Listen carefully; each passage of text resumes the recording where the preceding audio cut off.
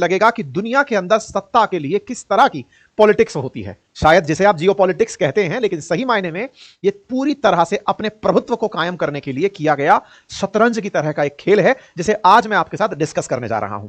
असल मायने में आज के सेशन में मैं आपके साथ ट्रंप का कोई ऐसा स्ट्रेटजी साझा करने जा रहा हूं। स्ट्रेटजी क्या मतलब, अब तो इसके ऊपर मीम बन सकते हैं बढ़िया कि अगर आज ओसामा बिन लादेन जिंदा होता तो ट्रंप शायद उसे भी गले लगा लिए होते। क्यों? क्योंकि पूरी दुनिया के अंदर केवल पावर डायनामिक्स है।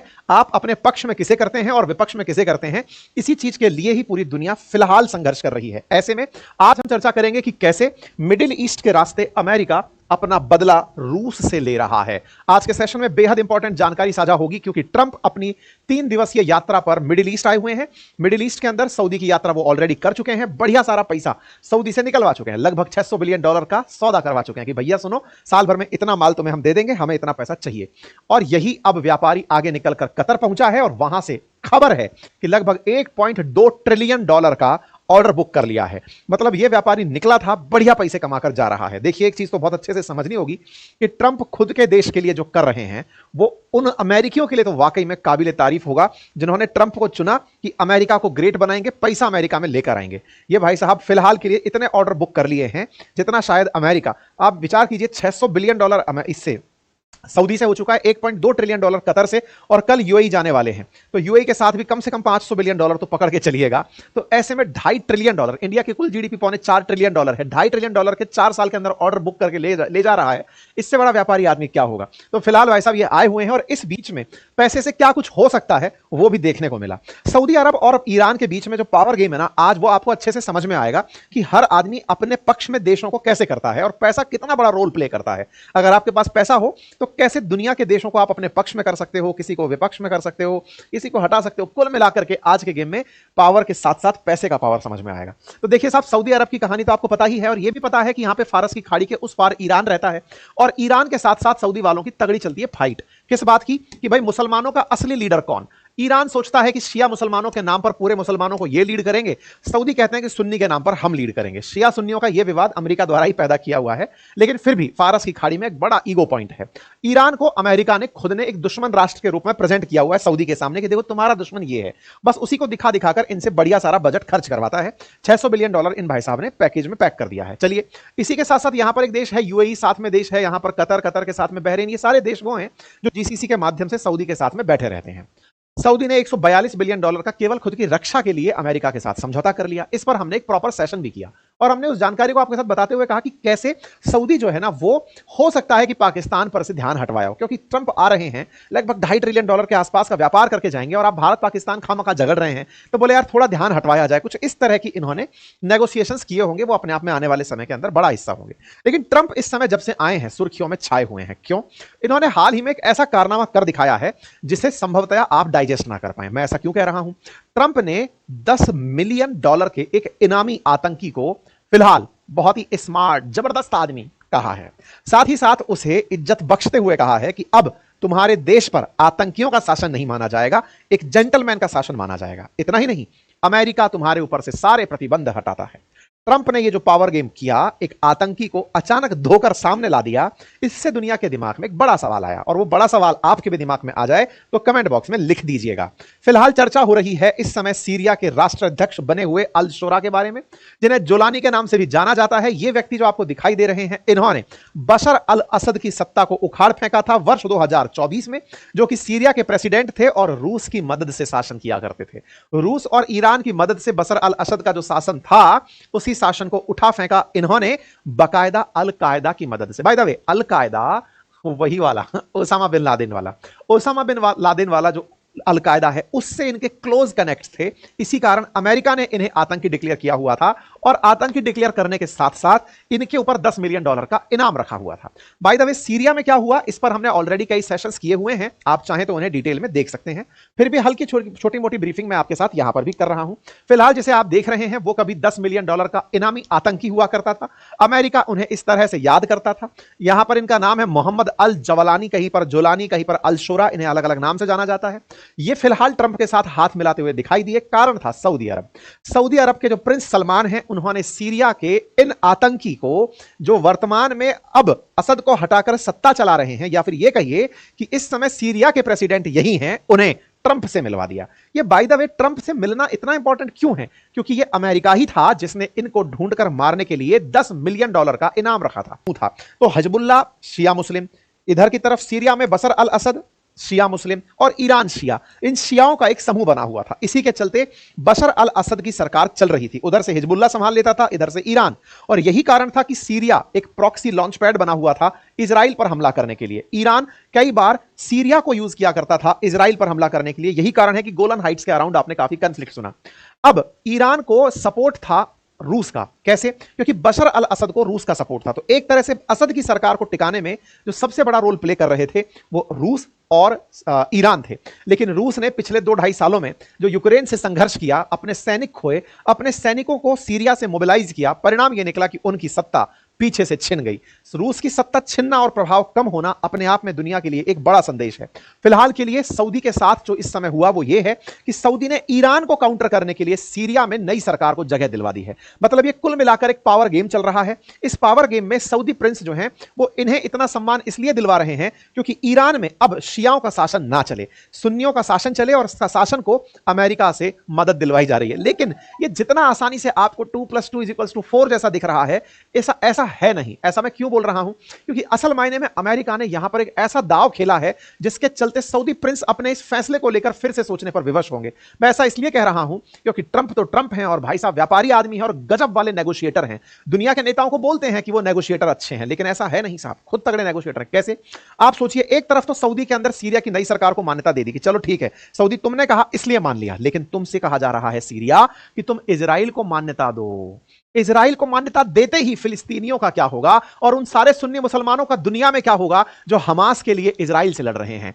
ऐसे में हमास अकेला पड़ जाएगा। सीरिया का समर्थन इजराइल को मिलते ही इजराइल और ताकतवर हो जाएगा। सऊदी ने जब सीरिया को परमिशन दिलवाई है, ऐसे में अमेरिका सऊदी से कह करके उन्हें भी अब्राहम अकॉर्ड पर इजराइल के साथ ले आएगा। और अगर ऐसा हुआ तो फिलिस्तीन का आने वाले समय में निशान खत्म हो जाएगा। ट्रंप अपनी तरफ से पहले ही बता चुके हैं कि गाजा पट्टी को वो पूरी तरह साफ करके ट्रंप सिटी बनाना चाहते हैं, ट्रंप ही वहां पर राज करना चाहते हैं। आने वाले समय में 4 सालों के अंदर यह तय मानिएगा, जिस तरह से पावर गेम चल रहा है, गाजा हो सकता है कुछ दिनों बाद केवल इतिहास रह जाए। ऐसे में फिलहाल के लिए सीरिया के लोग जश्न मनाने निकले। यह जश्न मनाना जो है यह अपने आप में दर्शाता है कि अमेरिकी प्रतिबंधों का सीरिया पर कितना खतरनाक असर था। आप देखें कि किस तरह से लोग सड़कों पर उतरे हुए हैं, पटाखे चलाए जा रहे हैं, लोग सड़कों पर बाहर निकले हुए हैं। सीरिया में इस बात का जश्न मनाया जा रहा है कि इनको अमेरिका से राहत मिल गई है। अब इनके नए दिन आएंगे और इन नए दिनों के अंदर इनमें अमेरिकी निवेश आएगा, सऊदी से निवेश आएगा। ये लोग अपनी मेडिटेरेनियन ओशन में जो लोकेशन है इसका लाभ उठाते हुए बढ़िया दुनिया में व्यापार कर पाएंगे। ऐसे में सऊदी का अनुरोध, जहां ट्रंप ने सीरिया को ताकत देते हुए एक ही दाव से 2 शिकार कर दिए, यह आने वाले समय में ट्रंप को और बड़ा लीडर बनाएगा। मैं ऐसा इसलिए बोल रहा हूं क्योंकि ट्रंप ने सीरिया को जैसे ही परमिशन दी, एक दाव में उन्होंने रूस को छोटा कर दिया।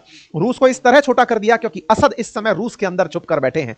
वहीं दूसरी तरफ सऊदी को अपने पक्ष में इतना ले लिया कि देखो, तुम्हारे कहने पर जिसके खिलाफ मैंने $10 मिलियन का अपनी तरफ से बाउंटी रखा हुआ था, उसके साथ मैं हाथ मिला लेता हूं, तो मेरे कहने पर तुम्हें इजराइल को मान्यता देनी पड़ेगी। तो संभव है कि आने वाले समय में ट्रंप प्रेशर सऊदी पर क्रिएट करें और कुछ भी नहीं तो फिलहाल उससे इतना ही कहें कि तुम्हें चुप रहना है जब हम हमास को खत्म कर रहे हो, गाजा को साफ कर रहे हो। असल में यह दिन सेलिब्रेशन के नाम पर सऊदी के सेलिब्रेशन का दिन नहीं है, हमास का और गाजा के दुख का दिन है। जो इस बात को समझ लेंगे वो इस खेल को समझ जाएंगे कि ट्रंप ने एक दाव से इजराइल को खुश कर दिया, सऊदी को खुश कर दिया और पुतिन को सेट कर दिया, गाजा का नामो निशान मिटा दिया। ये तमाम प्रकार के जो काम इन्होंने किए वो सीरिया से सैंक्शन हटाकर किए। इस पूरे पावर गेम को आप समझ सकते हैं। मैंने इसके बारे में आपको पूरी तरह से पहले सेशन में जानकारी भी दी थी कि सीरिया में इजराइल का हमला होता था। हमने प्रॉपर सेशंस किए और आपको पूरी जानकारी मैंने दी थी। आपको मालूम होना चाहिए एक समय पर सीरिया बशर अल असद की सत्ता के चलते और रूस के प्रेम के चलते जबरदस्त सैंक्शन कंट्रीज में नंबर 3 पर आता था। सबसे ज्यादा रूस सैंक्शन था, फिर ईरान था और फिर सीरिया था। और सैंक्शन देने वाले कौन? ये सारे वेस्टर्न कंट्रीज। क्यों देते थे? क्योंकि इन्हें लगता था कि तुम अमेरिका विरोधी हो। तो रूस तो झेल जाता था, ईरान लेकिन तबाह हो गया। सीरिया के जो हाल थे वो सबके सामने है। स्टेट स्पॉन्सर टेररिज्म में सीरिया का नाम शामिल किया जाता था, ईरान का नाम शामिल होता था, नॉर्थ कोरिया और क्यूबा का नाम शामिल होता था। सीरिया को अमेरिका इसलिए काउंटर करता था क्योंकि यह माना जाता था कि बशर अल असद ने ह्यूमैनिटेरियन क्राइसिस पैदा कर दिया है। बशर अल असद सरकार के द्वारा बाकायदा केमिकल वेपन्स यूज किए गए थे अपने विरोधियों को दबाने के लिए, ऐसे भी उन पर आरोप लगते रहे। इसी के चलते सीरिया में बशर अल असद की जो सरकार थी उसे भी अमेरिका सैंक्शन रखता था और जो रिबेल्स खड़े होते थे उनके तरीकों को भी अमेरिका सैंक्शन करता था। यही कारण है कि ये जो अल शोरा जिनके बारे में, जुलानी जिनके बारे में बात हो रही है, इन्हें भी अमेरिका ने, क्योंकि इन्होंने सत्ता पाने के लिए अलकायदा का साथ लिया था, इसलिए उन्हें भी सैंक्शन लिस्ट में डाल रखा था। आपको मालूम होगा कि वर्ष 2024 के आखिरी में बशर अल असद का जो परिवार था वो देश छोड़कर भाग गया था। 50 साल से असद के पापा और उनका जो शासन चल रहा था वो लंबे समय के बाद शासन खत्म हुआ, और शासन खत्म होने के बाद में तहरीर अल शाम का जो आतंकी ग्रुप है, इस तहरीर अल शाम के आतंकी समूह के जो लीडर हैं, उन्होंने सत्ता संभाल ली थी। पता, बड़ा इंटरेस्टिंग चीज है यहां पर, और वो आपको समझनी होगी। बशर अल असद तो चलो राष्ट्रपति थे, 50 साल से उनके फादर एंड ऑल चले आ रहे थे। उनके फादर ने 1970 रूस विरोधी है, पुतिन विरोधी है, ये सबके सामने प्रूवन है, और इजराइल हितैषी है। इसको बताने के लिए कोई और परिभाषा की जरूरत नहीं है, ठीक है। तो बशर अल असद, जिन्होंने कभी पुतिन के चलते सरकार को बचा के रखा था, जो अपनी तरफ से पुतिन को थैंक यू देते नहीं थकते थे कि आपने हमारी कंट्री को बचा लिया है, वही इकलौते व्यक्ति थे जिन्हें बड़े देश के रूप में रशिया का साथ मिला था। जब रशिया पीछे हटा तो वो सत्ता बचा नहीं पाए। हालांकि आपको यह जानकर आश्चर्य होगा कि ईरान ने अपनी तरफ से बशर अल असद को बचाने के लिए तमाम प्रयास किए, लेकिन ईरान भी कहीं अब धीरे धीरे एक छोटी पावर होता जा रहा है। ईरान ने कई मोर्चों पर डिफीट खा ली है, चाहे वो हिजबुल्लाह के खत्म होने की बात हो या फिर अब सीरिया का भी सत्ता अंत होना हो। यह ईरान के लिए एक अच्छा संदेश नहीं है। एक टाइम पर जहां सीरिया के अंदर इस तरह से खोमेनी के पोस्टर लगते थे, ईरान के मतलब राष्ट्रपति के पोस्टर लगा करते थे, पुतिन के पोस्टर लगा करते थे, आज वो दौर है सीरिया में पूरी तरह से ईरान का प्रभाव खत्म हो रहा है। और ईरान के खत्म होते प्रभाव के लिए असली जिम्मेदार सऊदी है, जिसने अमेरिका का साथ लेते हुए ईरान को साइड में कर दिया है। तो अब सवाल यह है कि असल मायने में सीरिया में कौन किसकी तरफ था। तो देखो, जब बसद की सरकार थी ना, तो असद की सरकार के साथ रूस हुआ करता था, रूस और ईरान साथ हुआ करते थे। तुर्की क्या करता था कि कुछ मिलिटेंट्स का साथ दिया करता था, मिलिटेंट्स का साथ सीरिया ये सऊदी भी दिया करता था। ये लोग क्या करते थे, असद की सरकार को हटाना है, बोले ईरान को नीचा दिखाना है, तो एक तरह से अब तुर्की को भी एंट्री करा देते हैं। तुर्की की एंट्री कुछ इस तरह से है कि ईरान नहीं, मतलब तुर्की नहीं चाहता था कि सीरिया में पनप रहे जो कुर्द हैं वो कुर्दिस्तान की मांग करने लगे। तो सीरिया के अंदर कुर्द को दबाने के लिए वो और रिबेल ग्रुप्स को हथियार दिया करता था। तो तुर्की ने भी अपनी जान बचाई इस अल शोरा के आ जाने के बाद में। अमेरिका ने आईसिस के खात्मे के नाम पर इनको सपोर्ट कर दिया है, सऊदी ने ईरान के खात्मे के नाम पर इनको सपोर्ट कर दिया। तो सब तरह से इनके लिए सकारात्मक कंडीशन बन गई। लेकिन एक बड़ा सवाल दिमाग में बनता है, और वो ये है कि आफ्टर ऑल ये सब हुआ कैसे, मतलब इतना हृदय परिवर्तन कैसे हुआ, और दूसरा अल शोरा इतने कामयाब कैसे हुए कि वो रूस को हराने में कामयाब हो गए। नहीं, असल में हुआ कुछ यूं है कि रूस खुद कमजोर पड़ गया था। रशिया यूक्रेन वॉर के टाइम पर रूस की सेना को जो नुकसान हुआ, रूस ने खुद नहीं सोचा था। दुनिया खुद ये मान रही थी कि 10 दिन के अंदर रूस जो है वो कीव में जाके बैठ जाएगा। लेकिन जिस तरह से रूस पीछे हटता चला गया, पीछा किस मायने में हटता चला गया कि 10 दिन का वॉर 2.5 साल से ऊपर खींच गया, तो वो जो समय उसने लिया उसमें उसके सैनिकों की क्षति होती रही। और सैनिकों की क्षति होते हुए सीरिया में कभी रूस के लगभग 60,000 सैनिक रहा करते थे, उन सैनिकों को उसे वापस बुलाना पड़ा। मैं आपको सीरिया के अंदर सैनिकों की बात दिखाता हूं, आप जरा तस्वीरों को देखेंगे तो समझ पाएंगे। मतलब अब तो इंटरेस्टिंग मजाक इस बात की बन रही है कि अमेरिका जिसने इसको मोस्ट वांटेड टेररिस्ट बनाया हुआ था, अब वो पेज ही अमेरिका ने गायब कर दिया है। और इसमें एक और जियोपॉलिटिक्स सिचुएशन बन के आई, जिनकी खुद हालत खराब थी, वो भाई साहब रूस के विरोध में सीरिया के समर्थन में उतर आए। इनके हालात बताता हूं मैं आप लोगों को। हुआ ये कि जिस तरह से अभी मैंने बताया ना, असद का समर्थन दिया हुआ था, असद के समर्थन में रूस के 63,000 सैनिक काम किया करते थे, वो नंबर है ये। बहुत सारे वेपन्स लेकर के असद की सरकार का समर्थन करते हुए रशियंस सीरिया में रहा करते थे। और सीरिया में उनके रहने का मात्र सबसे बड़ा लालच ये था कि उन्हें यहां पर एयर बेस चाहिए होते थे। मतलब ये वाला जो क्षेत्र है ना, मेडिटेरेनियन सी के अंदर, यहां पर लताकिया और टर्कुस नामक 2 जगह हैं, जहां पर रशिया ने अपनी एक जगह एयर बेस बनाया हुआ था और एक जगह नेवल बेस बनाया हुआ था, ताकि मेडिटेरेनियन सी में वो अपनी पकड़ को मजबूत रख सकें। और असद के समर्थन के लिए अपनी तरफ से 63,000 सैनिक भेजे हुए थे। रूस को कभी लगा नहीं था कि इतने दिन वॉर छिड़ जाएगा, तो वो ये मानता था कि सीरिया के समर्थन में तो हमारे सैनिक रह ही जाएंगे, बाकी सब काम कर लेंगे। तो सीरिया का समर्थन करते करते रूसी सैनिक खूब सारे सीरियंस को मारे हैं। जो भी विरोधी होते थे उन सबको मारने में सीरियंस की मदद करते थे रशियंस के खिलाफ सीरिया के अंदर माहौल बनता चला गया। तो लोग चाहते थे कि यहां से अब रशियन बाहर निकल जाएं। स्थितियां पैदा करी रशिया और यूक्रेन वॉर ने। रशिया और यूक्रेन वॉर जैसे ही हुआ, उसके बाद में जुलानी जो है वो बशर अल असद को हटाने की जुगत बिठाने लग गए। तो लगाते हुए उनको यह समझ में आ गया कि अब अगर रूस खुद ही जंग में उलझा हुआ है तो वो ज्यादा दिन तक तो सपोर्ट कर नहीं पाएगा। बस इसी का फायदा उठाते हुए इन्होंने बैकडोर से काम करना शुरू कर दिया, अपने पक्ष में हथियार इकट्ठे करने, लोग इकट्ठे करने, जनमत जुटाने का काम शुरू किया। और धीरे धीरे अमेरिका का समर्थन इन्हें इंटरनली मिलता चला गया। परिणाम क्या निकला? सत्ता उखाड़ कर फेंक दी। इन भाई साहब ने इसके तगड़े मजे लिए। कैसे? खुद की हालत खराब है, खुद चंदे से जी रहे हैं, कई देशों का समर्थन प्राप्त हो तब जाकर के युद्ध में खड़े हो पा रहे हैं। लेकिन भाई साहब ये सीरिया के समर्थन में खुद उतर के आए और कहा कि देखो सीरिया वालों, तुमने जिस तरह से पुतिन को डिफीट दी है, मैं तुम्हारे साथ हूं। भाई साहब, साथ देने के नाम पर यह व्यक्ति अपने मंत्री को सीरिया भेज दिए, वहां पर जाकर के अपनी कॉन्सुलेट खुलवा दिए, बाकायदा अनाज दान कर दिए कि सीरिया वालों के लिए हम अनाज देंगे। मतलब यहां पर यूक्रेन जो खुद चंदे के पैसे से जिंदा है, वो सीरिया की मदद करने आगे निकल पड़ा, क्योंकि इस बात का सिंबॉलिक महत्व बहुत था। सिंबॉलिक महत्व किस बात का? कि हमने रूस को हरा दिया है, रूस इस फ्रंट पर हार गया है। ये लोगों को पता ही तब चला जब यूक्रेन ने इन्हें सेलिब्रेट करना शुरू किया। अब जब यूक्रेन ने सेलिब्रेट करना शुरू कर दिया है, तो अमेरिका तो उसके साथ दहेज में आया हुआ है। तो ऐसे में उसको यहां पर पूरी तरह से जो यूक्रेन की मदद मिल रही थी, वो असल में अमेरिकी सहायता ही माना जा रहा था, कि अमेरिका का संदेश है कि हाँ भाई साहब, इनकी मदद करो। तो बस सारा का सारा सेंटीमेंट पुतिन विरोधी होता चला गया। और इस पूरे सेंटीमेंट से एक बात समझ में आनी चाहिए कि जेलेंस्की ये सारा प्रयास केवल और केवल पुतिन को नीचा दिखाने के लिए कर रहे थे, कि पुतिन, तुम्हारी सेना को तुम्हें वहां से निकालना पड़ गया। इससे ही पता चल गया कि तुम्हारी सेना हमने मार डाली है। पुतिन को साइकोलॉजिकल यहां पर डिफीट हुई। और इस समय वाकई में यह बात जानने की है कि पुतिन को आज असल में इस्तांबुल में मिलना था ट्रंप से। तो ना तो ट्रंप गए हैं इस्तांबुल और ना ही पुतिन आ रहे हैं इस्तांबुल, दोनों ने कैंसिल कर दिया है। हालांकि ट्रंप के लिए तुर्की जो है, मतलब तुर्की के अंदर मध्यस्थता की वार्ता होनी थी रशिया यूक्रेन के बीच में, आज वो वार्ता के अंदर केवल एनवॉयज आएंगे, पुतिन ने आना कैंसिल कर दिया है। इसके पीछे का बड़ा रीजन यही माना जा रहा है कि पुतिन इस घटना से कहीं ना कहीं इंटरनेशनल अभी एम्बेरसमेंट के अंदर जी रहे होंगे कि ये उनके साथ बहुत तगड़ा खेल हो गया है। ठीक है, खैर जियोपॉलिटिक्स में ये सारी की सारी जो चीजें घटी, उन सब का जो असली फायदा हुआ वो इन भाई साहब को हुआ। वो कैसे हुआ?